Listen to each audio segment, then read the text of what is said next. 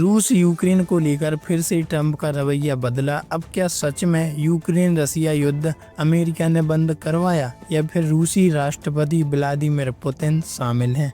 कहा जाए तो जहां तक मेरा मानना है कि जंग इतनी आसानी से तो रुकने वाली नहीं है, क्योंकि जहां तक यूक्रेन खुद के नुकसान को बचाने की कोशिश में है, तो वहीं रसिया और अमेरिका ये चाहते हैं कि हमें जितना हो सके यूक्रेन से फ़ायदा मिले।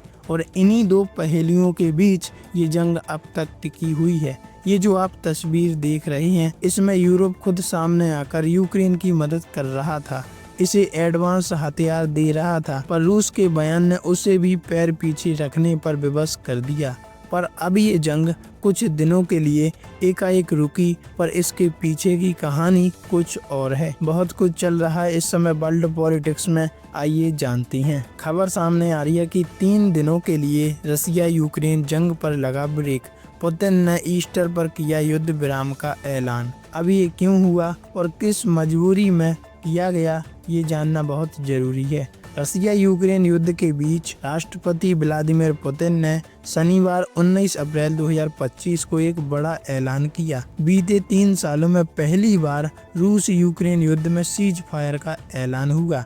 रूस के राष्ट्रपति व्लादिमीर पुतिन ने ईस्टर के मौके पर युद्ध विराम की घोषणा की। क्रेमलिन में एक बैठक के दौरान पुतिन ने रूस के सशस्त्र बलों के जनरल स्टाफ के प्रमुख वालेरी गेरासिमोव द्वारा संपर्क रेखा पर स्थित के बारे में एक रिपोर्ट सुनी और ऐलान करते हुए कहा कि रूसी पक्ष 6 बजे मॉस्को समय से 21 अप्रैल 12 बजे MSK तक सभी सैन्य कार्रवाई रोक रहा है। मानवीय आधार पर सीज फायर का ऐलान भी कर दिया। व्लादिमीर पुतिन ने ईस्टर को देखते हुए मानवीय आधार पर सीज फायर का ऐलान किया। उन्होंने कहा कि हम ये आशा करते हैं कि यूक्रेन की तरफ से भी ऐसा किया जाएगा। साथ ही कहा कि हमने सैनिकों को किसी भी संभावित खतरे को लेकर आगाह किया है। अगर दुश्मन की तरफ से युद्ध विराम के नियमों का उल्लंघन किया जाता है तो हमारे सैनिक मुंहतोड़ जवाब देंगे, और ऐसा विपक्ष में यूक्रेन को भी करना चाहिए, तभी युद्ध विराम हो सकता है। वहीं अमेरिकी राष्ट्रपति डोनाल्ड ट्रंप ने गुरुवार को जेलेंस्की को लेकर